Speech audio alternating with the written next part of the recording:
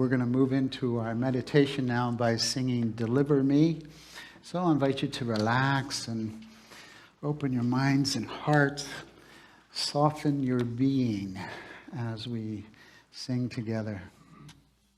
Deliver me.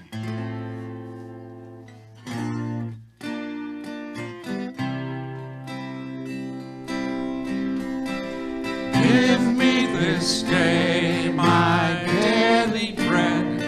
Forgive me all my trespasses. Lead me not into dismay, but let me pray upon the highest hill. Let me know the beauty of thy will. From it, let me not stray, but deliver me from negativity. Baptize me in your majesty. Christen me with the love that is free. Thy kingdom come, thy will be done. When I realize that we are one, and only with these eyes do I see, and only with these eyes do I see.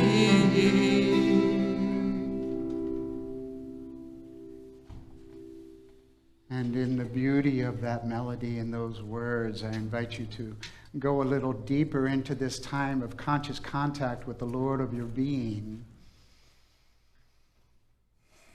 Softening the body, breathing a little deeper, a little longer, allowing the spirit, the prana, the breath, to move in you and awaken in you in a deeper way and in a new way.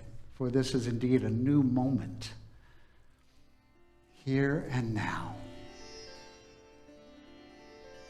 As you continue to breathe and open yourself to God's presence, we let go and let God be God in us.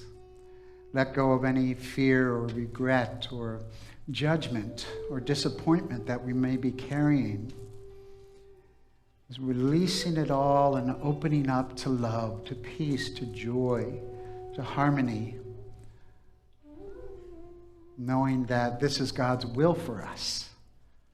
No matter what challenges may show up in our lives, we see them as blessings and gifts that deepen our awareness of the one power and the one presence, God the good.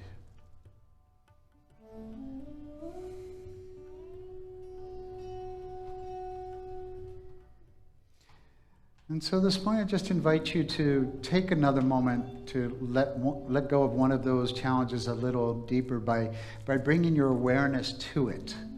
What is the challenge that's most present to you right now in your life? And as uncomfortable as it may be to think about it, just take the courage that you came into this world with and embrace it and lean into it a little more. And ask it, what is the blessing here? What is the lesson I am here to learn through this challenge? And listening to that still small voice, that divine wisdom within you, discover the divine order in the challenge. By moving and dancing into the chaos, we find the divine order and the gift in it.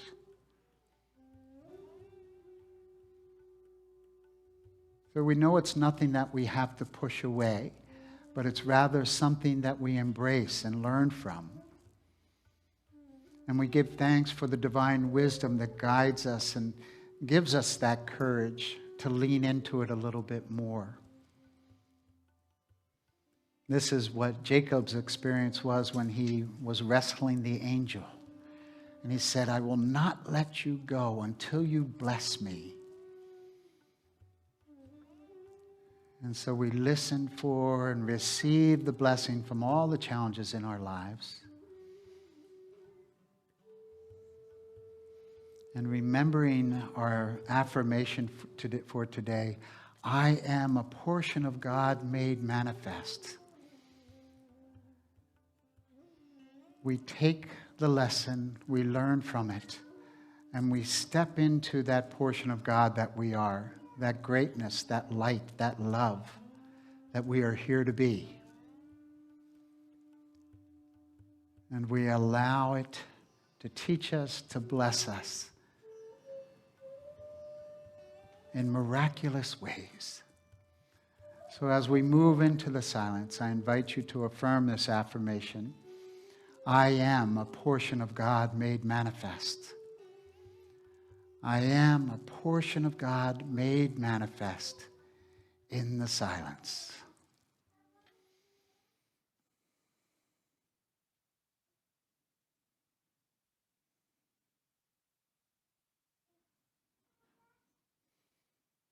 And as we hear the sounds of little children, I invite you to get in touch with your inner child, knowing that it is perfect just the way it is.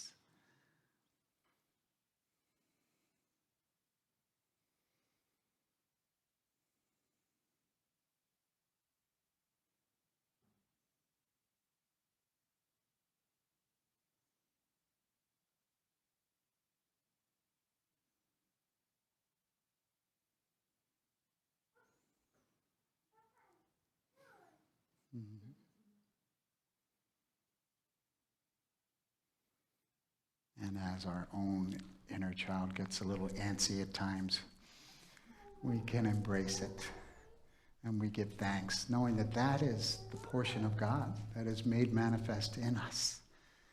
And we give thanks as we gently bring our awareness back to this time and place as we sing again. Deliver me.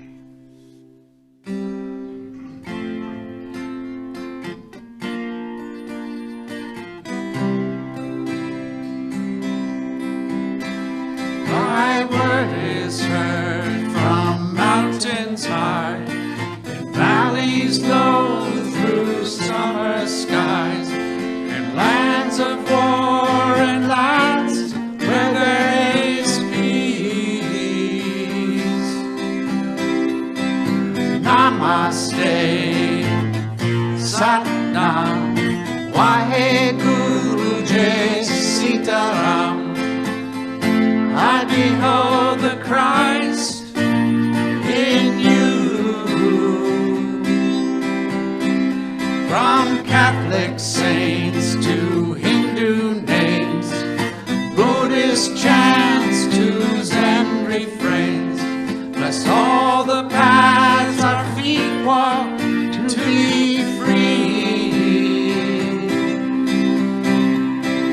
Namaste, Satnam, Vaheguru Jai Sitaram. I behold the Christ in you. I behold the Christ in you. I behold the Christ in you.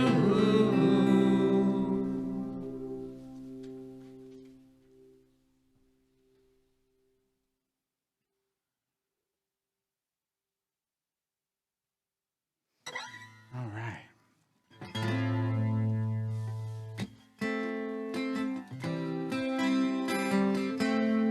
This song is a wonderful song written by Bob Sima called No Mud, No Lotus.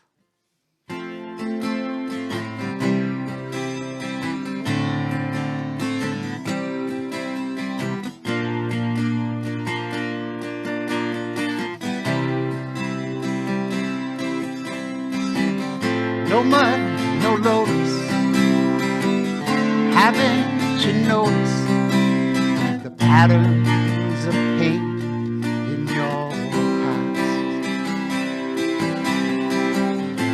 things that broke you also woke you to the questions you needed to ask.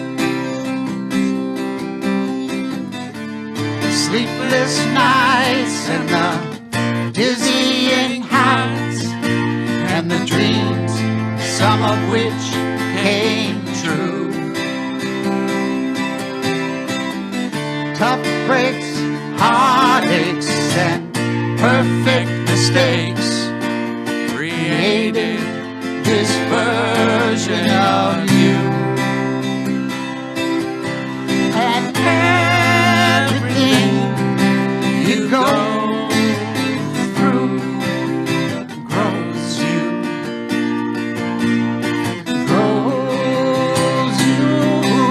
And everything you go through grows you. Exposes who you are.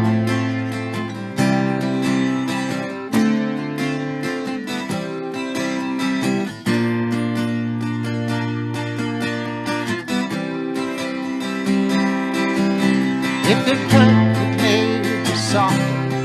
If it was hard, it fueled the hunger. If it touched you, your heart took hold. If it was simple, it made you wise. If it was sweet, it made you smile. If it had an incredible impression on your soul. Your feet, they walk, and your lips, they talk, and your hands dug around for proof. Every look, every book, picture in your mind that you took created this version of you. And everything you go through grows you. Grows you. And everything you go through grows you. Exposes who you are. Some endless summer, part-time temporary lovers, And the swoon of the deep blue sky. As a time flew, you planted and gathered your truth as it passed before your eyes. And the wound is where the light gets in, revealing the masterpiece just beneath the skin. In the glow of your own light, your petals open wide, and you bloom right where you are. And everything you go through grows you. It grows you. And everything you go through grows you. Exposes who you are.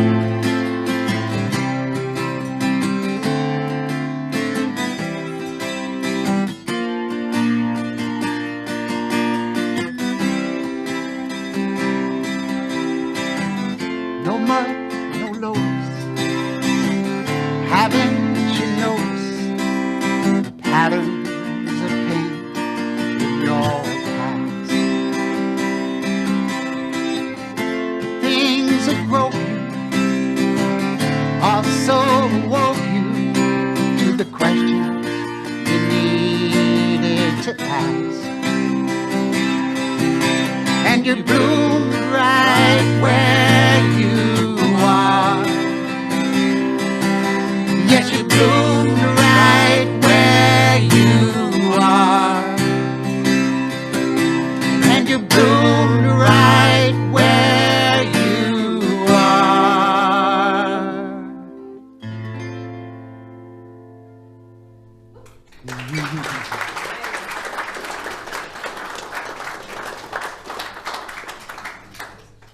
Thank you. Thank you, Michael, joining me.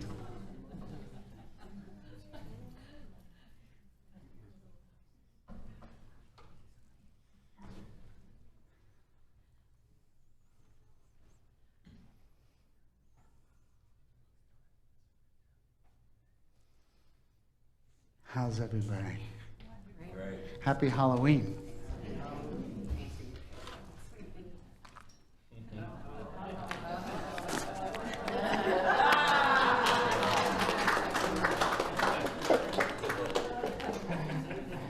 Think you could handle it if I gave my whole lesson with this mask on? Yeah, it's a little scary, huh? This is my shadow. This is my dancing with chaos. I made this mask from scratch in a workshop that I did. And it was a workshop on the shadow. Take care. Thanks for trying. We got to get our youth and family ministry going. And this mask and this shadow is what I call Shiva. This is Shiva the Destroyer. And, my gold is about creating beautiful things and helping people and serving people. But with every gold, there's a shadow, right? Wherever there's light, there's a shadow. So this destroyer part is that part of me that I'm not aware of that sometimes does the opposite of what I want to do, right? Okay, that's enough.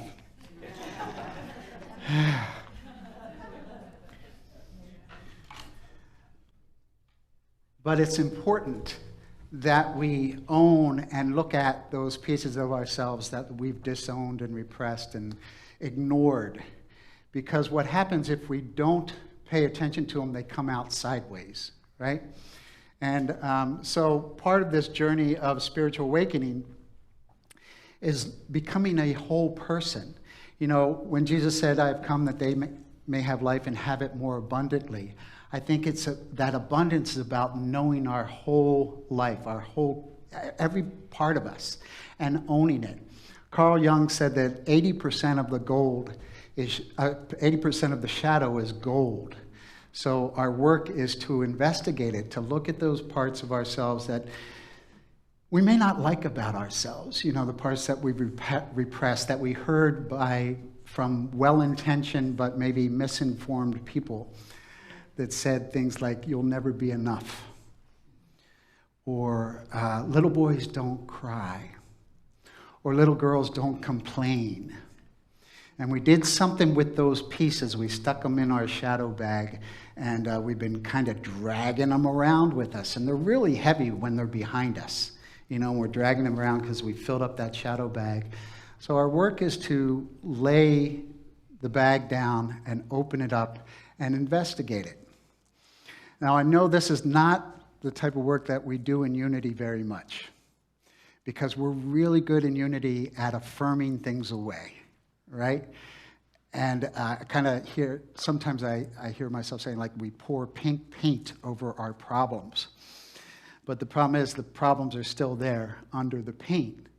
So this is a lifelong journey of getting to know ourselves, and so that we can be more present to ourselves. In the work that I do with my men's work in the Mankind Project, we have a saying where we say, keep your shadow in front of you. Because when it's behind you, it's driving the bus from the back seat. When it's in front of you, it informs you. So if you start feeling that negativity or that judgment coming up, you can say, oh, thank you, shadow. I'm going to go this way instead. So we let it inform us. So this is a dive into dancing with chaos. Dancing with the challenges of our lives so that we can get the blessing. And, that song that Bob Simon wrote is so great for this. No mud, no lotus. If there isn't that mud, the lotus would never grow. And if there isn't challenges in our lives, I'm not going to say we would never grow, but chances are we aren't going to grow as much as we would without the challenges. And each and every one of us has challenges in life. If we're breathing, We're human. We're in this experience of life. We're going to have challenges.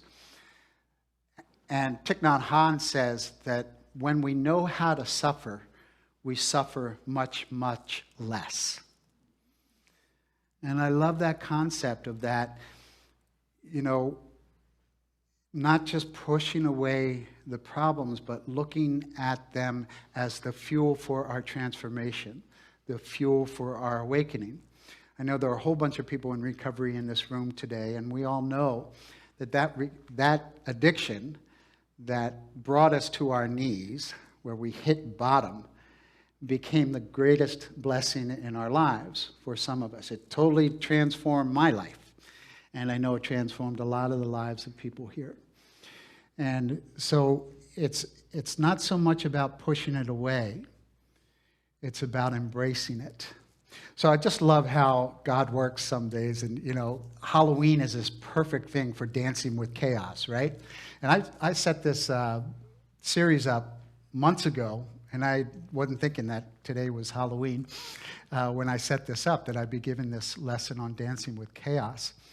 And, I don't know if you know the roots of Halloween, but it started in Ireland.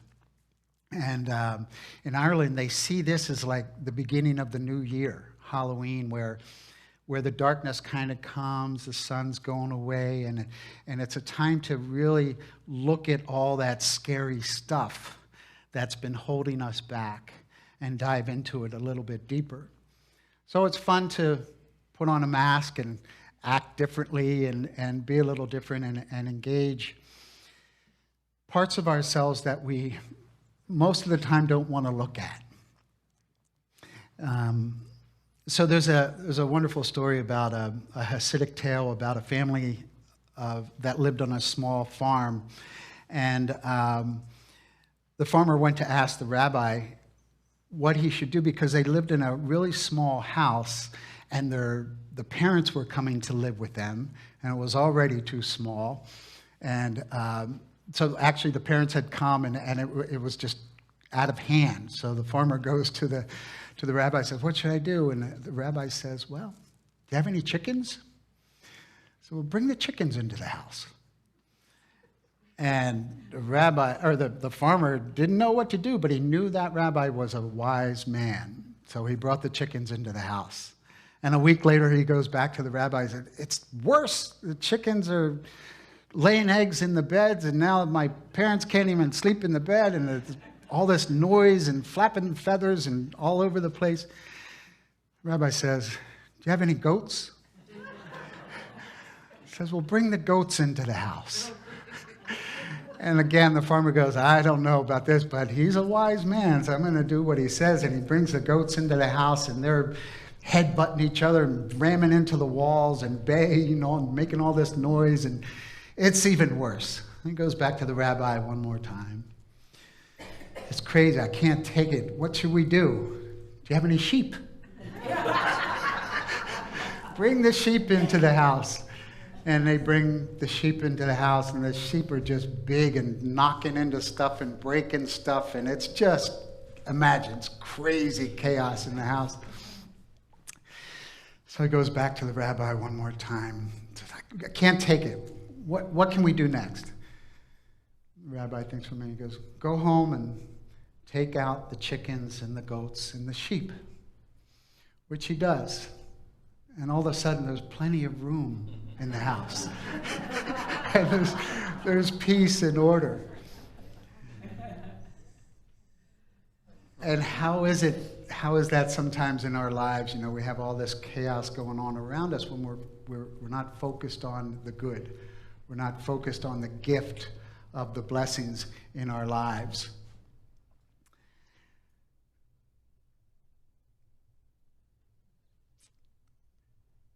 So, what do you think about when you hear the word chaos? We think about confusion and turmoil and danger. And what if we were to see it instead as an opportunity? The Bible tells us in the very beginning that there was nothing. There was just this void and this empty chaos, and then order. God said, "Let there be light," and then there was order to the universe. And it's interesting when we said there was nothing, because God was there to create the order. So God is always there. In Buddhism, there's a teaching of beginninglessness. Maybe that'll be in next year's dictionary. There were 450 new words in the dictionary. And beginninglessness, and it's an idea that there is no beginning to anything. It just is. You know, we can't find the beginning or the end to life and the universe. So God was there all along, and so deep in the chaos is God, is that divine order. So that's the gift of diving and dancing into the chaos, that eventually we find the divine order that blesses our lives in a deeper way. You know, Jacob knew this, and he was one who wrestled with chaos. He didn't really dance with it in the story from Genesis, when he found himself wrestling with an angel. And the night had passed. They had wrestled all night, and the angel was done. And Jacob said, I'm not going to let you go until I get the blessing. And at that point, the angel renamed Jacob to Israel, and Jacob became the leader of the 12 tribes, and his name was changed to Israel. So he got the blessing. He got the transformation. Changing the name in the Bible always is about transformation from one way to another. And so think about the things that you're wrestling with in your life. What have you been holding on to that you haven't been willing to get the transformation from? That you haven't let go of, that you see it as a problem, you're holding a resentment, you're maybe afraid of it, you're uncertain, and you don't want to let it go.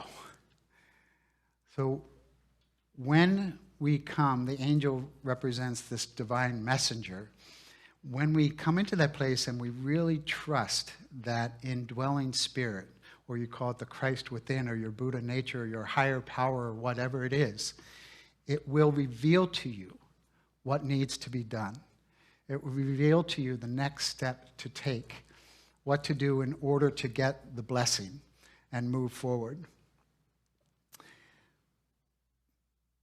This is one of my favorite teaching stories.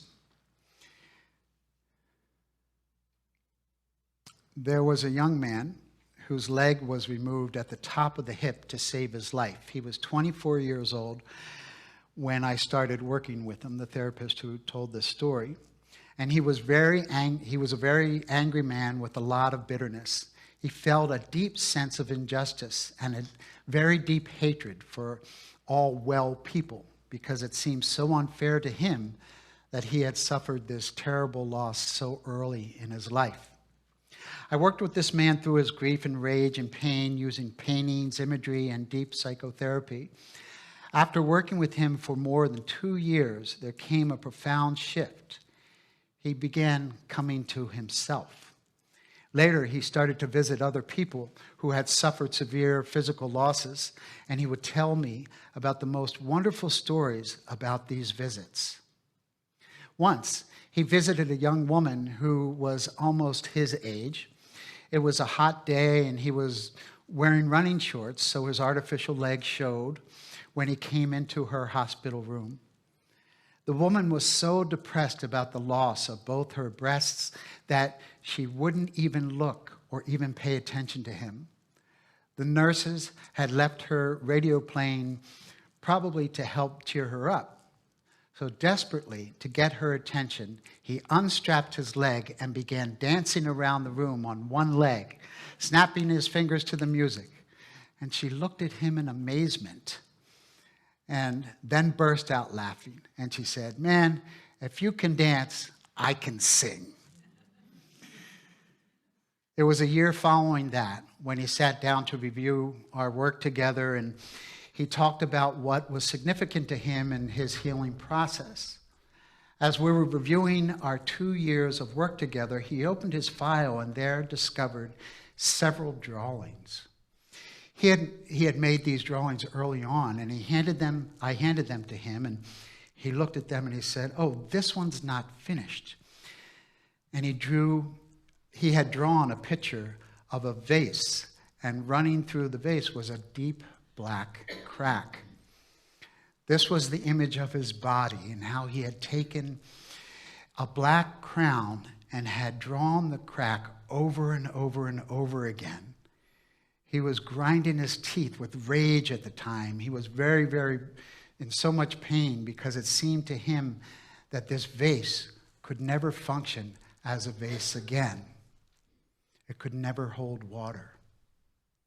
Now, several years later, he came to this picture and looked at it and he said, "Oh, this one's not finished." And I said, extending the box of crowns, "Why don't you finish it?" And he picked up a yellow crown and putting his finger on the crack, he said, "You see here where it's broken? This is where the light comes in. This is where the light comes through."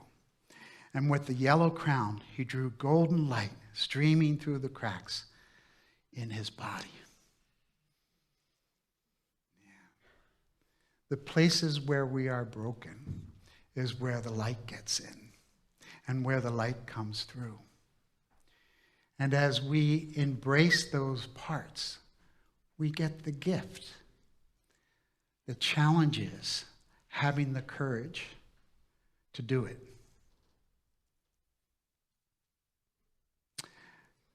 About 15 years ago, I lost my niece to addiction, my goddaughter.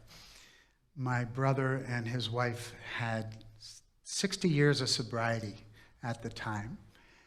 And she had gone out with a young boy, and he loaded her up, and it killed her. She wasn't a heroin addict. She didn't do heroin. It was the first time she ever did it. And that kind of pain, that kind of experience, it's like, how do you deal with it? And you keep breathing. And my sister-in-law, as an emergency room nurse who dealt with a lot of trauma and a lot of addiction, started to help this young man, went to visit him in jail, just had that open heart to face her anger, to face her fear, and knowing that the only way that she could really heal was to help him. And unfortunately, it didn't help him too much. You know, he never really owned his part of it. And a few years ago, after he got out of jail, he had gotten into a car accident or something, got a DUI. It was but it's not about him. You know, it's about my sister-in-law, how she's going to heal from that pain. And she continues to do that, to help talk to parents who have lost loved ones and talk to people about addiction, and continues to help in that way. So that you can see how that chaos and that pain has become a gift to her to be able to help other people. So we all have challenges. We all have things in our lives that are here to help us. They are the fuel to our transformation. And the important thing to remember with this affirmation that we're using today, that I am a portion of God made manifest, is to focus on that portion, to focus on the divinity within you, to focus on your higher self, and use that no matter what's going on, to know that there is this portion of you that is greater than your challenges, that it can help you transform and transcend everything. So we learn to dance with this chaos and not push it away, because it's going to be there. If you just keep pushing it away, it's just going to go a little deeper into the psyche. So our work is, first and always to go to Spirit and ask for the courage and the help and the wisdom and the guidance, because order comes out of chaos. That's the rule of the universe. That's what started it. That's how it continues to operate. So deepen your faith. Believe that that portion of God made manifest in you is your strength, is your power to move you through every challenge. And as we do this, we can dance into that chaos and enjoy our lives and create a better life and a better world to live in. So let's take a moment to know this inwardly. So dear loving Father, Mother, God, as we are here as human beings in these physical bodies, in this physical world, empowered by the truth that we are also spiritual beings, we trust this spirituality to give us the courage, the strength, and the wisdom to do the next indicated thing, the next right thing, to be who we are here to be as these portions of God made manifest. We give thanks and pray this in the name and in the nature of the indwelling Christ presence. And so it is. Amen.